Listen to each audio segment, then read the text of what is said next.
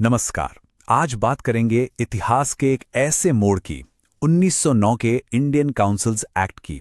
इसे Morley Minto reforms भी कहते हैं। अब सवाल बड़ा सीधा है, क्या ये वाकई कोई प्रोग्रेसिव कदम था या फिर इसने भविष्य में होने वाली बड़ी बड़ी समस्याओं की नींव रख दी थी? आइए आज इसी की पड़ताल करते हैं।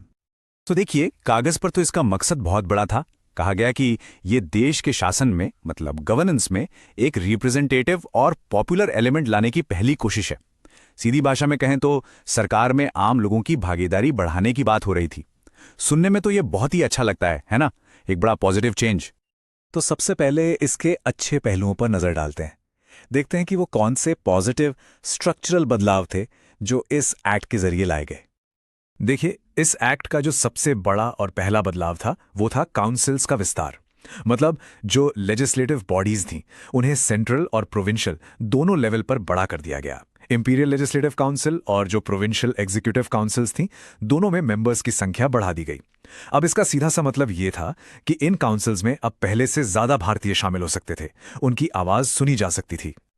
और ये सच में एक बहुत बड़ा मील का पत्थर था। सोचिए, इतिहास में पहली बार किसी भारतीय को वाइसरॉय की एग्जीक्यूटिव काउंसिल में जगह दी गई। ये सिर्फ एक प्रतीकात्मक कदम नहीं था, बल्कि रिप्रेजेंटेशन की दिशा में एक बहुत ही ठोस कदम माना गया।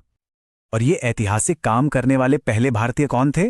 वो थे सत्येंद्र प्रसाद सिन्हा। उन्हें लॉ मेंबर के तौर पर अपॉइंट किया गया और इसी के साथ वो वाइसरॉय की सबसे ताकतवर एग्जीक्यूटिव काउंसिल का हिस्सा बनने वाले पहले भारतीय बन गए। उस जमाने के हिसाब से ये एक बहुत बहुत बड़ी बात थी। लेकिन कहानी में एक ट्विस्ट है। क्या ये सारे सुधार उतने ही अच्छे थे जितने ऊपर से दिख रहे थे? असल में यहीं से कहानी का रुख पलटता है। चलिए अब जरा इन सुधारों की ऊपरी परत हटाकर देखते हैं कि इसके नीचे कौन कौन सी सीमाएं छिपी थीं। तो ऑफिशियली तो ये ऐलान किया गया कि सेंट्रल और प्रोविंशियल दोनों ही लेजिस्लेटिव काउंसिल्स की पावर्स बढ़ा दी गई हैं। अभी सुनकर तो यही उम्मीद जागेगी कि इन काउंसिल्स को अब असली ताकत मिलेगी। सही है, लेकिन असलियत इससे बिल्कुल अलग थी। जैसा कि ये कोट साफ साफ कहता है, वास्तविक शक्ति सरकार के पास ही रही और परिषदों के पास आलोचना के अलावा कोई काम नहीं बचा। मतलब समझिए इसका, मेंबर बहस तो कर सकते थे, सवाल भी पूछ सकते थे, लेकिन उनके पास कोई असली लेजिस्लेटिव पावर यानी कानून बनाने की ताकत नहीं थी। सारे बड़े फैसले अब भी ब्रिटिश सरकार ही ले रही थी। और अब हम आते हैं इस एक्ट के सबसे कंट्रोवर्शियल हिस्से पर।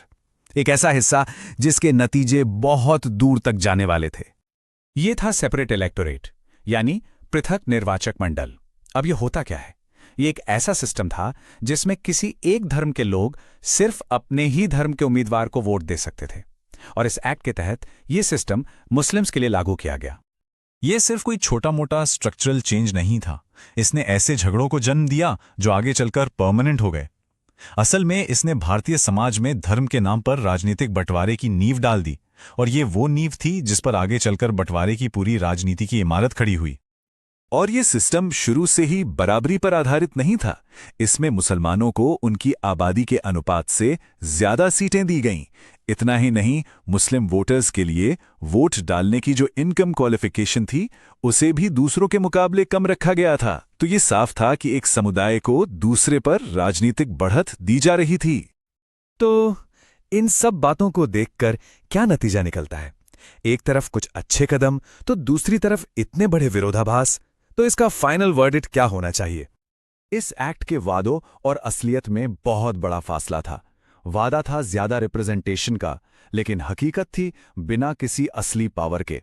वादा था काउंसिल में इंडियन मेंबर्स का, पर चुनाव का तरीका इतना घुमावदार था, इतना इनडायरेक्ट था कि आम लोगों का कोई सीधा रोल ही नहीं पा।